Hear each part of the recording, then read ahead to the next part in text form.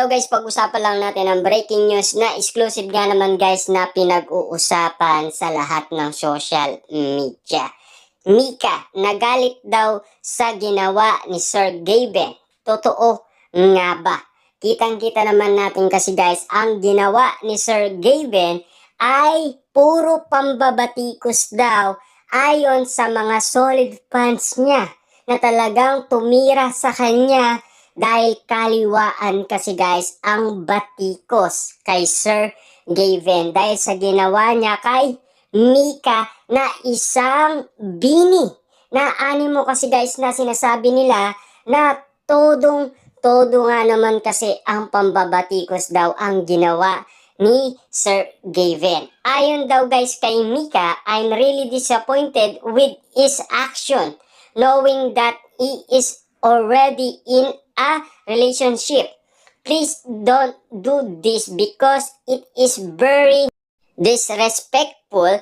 I can imagine the pain Elma must be feeling. Please guys, have some respect even if you say you're just being a fanboy. Grabe nga naman guys, no? Ang lulupit talaga na sinabi daw ni Mika ang ganitong reaction umano dahil sa ginawa ni Sir Gaben sa kanya. Totoo nga ba guys na nagalit si Mika kay Sir Gaben? Pero ayon naman kasi guys sa balita, hanggang ngayon daw ay wala pa umanong sinasabi si Mika sa lahat ng mga batikos umano na kumakalat ngayon sa social media na ginawa ni Sir Gaben. Na kitang-kita kasi guys na nag-live pa itong si Sir Gaben. Ngayon, pinag-uusapan nga naman sa social media ang ganitong eksena na ginawa nga naman guys ni Sir Gaben kay Mika na isang bini. Lahat kasi guys ng mga fans ng bini na dati ring fans ni Sir Gaben na nagalit umano sa kanya. Kitang-kita kasi guys ang mga ginawa ni Sir Gaben na pambabastos daw. Na sinasabi pa naman guys na teacher ka pa naman. Tapos ganyan ang ginagawa mo sa isang sikat na bini na si Mika. Lalong-lalo na daw guys ay meron pa itong girlfriend na si Elma. Ano na lang daw guys ang masasabi ni Elma na kitang-kita naman natin guys na nagagalit din naman si Elma. At naging emotional daw si Elma dahil sa nakita niya ginagawa ni Sir Gaben. Grabe nga naman kasi guys ang lahat ng mga kumakalat sa social media, lalong-lalo na sikat na vlogger, famous na vlogger na si Sir Gaben na pinaniniwalaan ng lahat. Tapos makikita na lang na puro pambabatikos ang nangyari dahil sa ginawa niya sa isang bini na si Mika. Kitang-kita naman natin kasi guys ang lahat na inaalikan kasi ni Sir Gaben si Mika. At sinasabi pa ng iba kung gusto mo si Mika kasi maganda naman daw siya. At lalong-lalo na sana wag mong gawin sa kanya na bastusin mo siya ng katulad ng ginagawa mo. Ayon guys sa mga tumitira kay Sir Gaben. Kasi ang daming tumira kay Sir Gaben guys kaliwat kanan.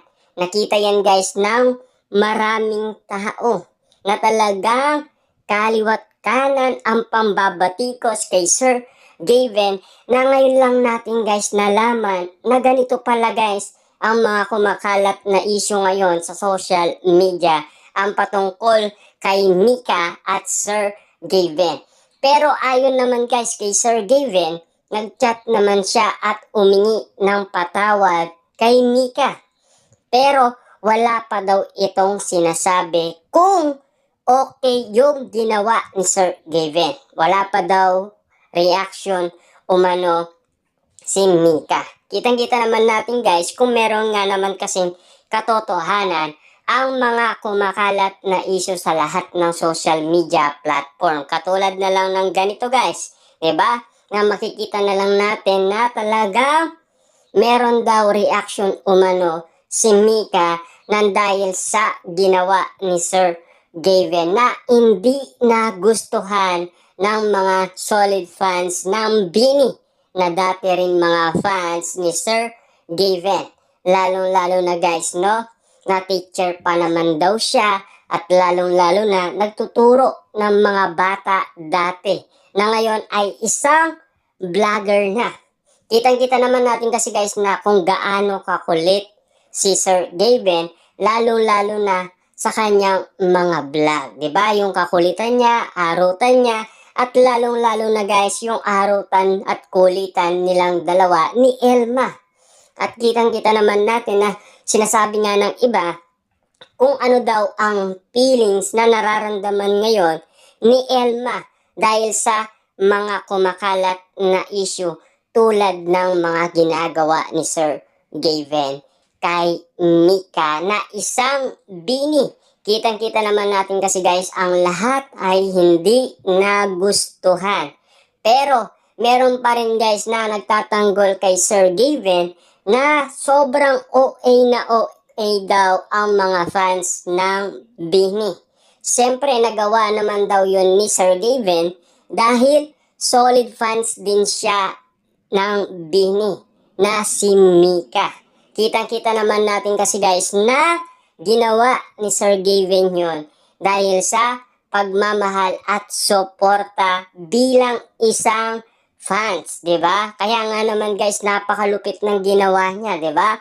Pero para sa iba ay pambabatikos 'yon dahil pambabastos daw ang ginawa ni Sir Gavin. Pero alam naman natin guys, ang iba hindi kasi nahihintindihan. Lalong-lalo na wala naman explanation si Sir Gavin na sinasabi.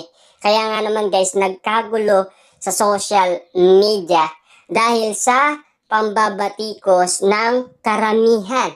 Dahil daw sa pambabastos ni Sir Gavin kay Mika na isang Bini na napakagaling daw pero gaganyanin lang daw ni Sir Gavin na babastusin lang ang kanyang larawan.